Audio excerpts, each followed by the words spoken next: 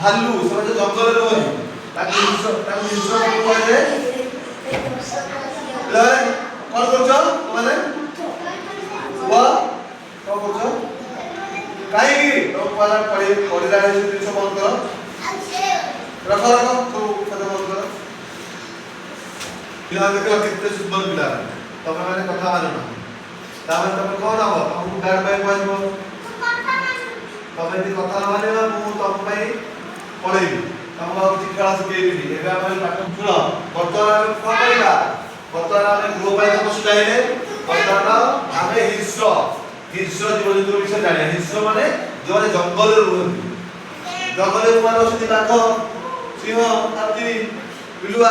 ବିଲୁଆ ବିଷୟରେ ଜାଣିଛ? ବିଲୁଆ କଣ କୁହାଯାଏ? ବଡ ବିଲୁଆ ବଡ କଣ?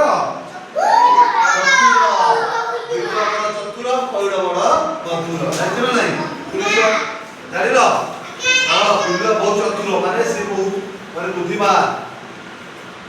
ତାକୁ ଏବେ ମହାମନ୍ତ୍ରୀ କରାଯାଇଛି, ଆମର ସେନାପତି କରାଯାଇଛି। ତ ସେମାନେ ହିଂସ୍ର କୁହାଯାଉଛି। ତ ସେମାନେ କାହାକୁ ତମମାନେ କୋଉଠି ଯିବ ତମକୁ ସେ କଣ କରିବେ କହିଲ? ଖାଇଯିବେ ପୁରା। ସେମାନେ କୌଣସି ମାନେ ମଣିଷ ମାନଙ୍କ ସହିତ ତାଙ୍କର କିଛି ସମ୍ପର୍କ ନଥାଏ। ସେ ଖାସ ମଣିଷ ମାନଙ୍କୁ ଦେଖିଲେ ବେଶୀ ରାଗିକି ଯିବ, ତମେ ତାକୁ ଖାଇଯିବେ। ହଁ, ଆଉ କଣ କରିବେ? ସେଥିପାଇଁ ହିଂସ୍ର କୁହାଯାଇଛି। ବୁଝିପାରିଲ? ହିଂସ୍ର ଜୀବ। ହଁ, ଆପଣ ଭାଲୁ ଚାକିରି ସେମାନେ ସବୁ ଜଙ୍ଗଲ ଗୁମ୍ଫା, ଭାଲୁ ଗୁମ୍ଫାରେ ରୁହେ, ଜଙ୍ଗଲରେ ସବୁ ବୁଝିପାରିଲ?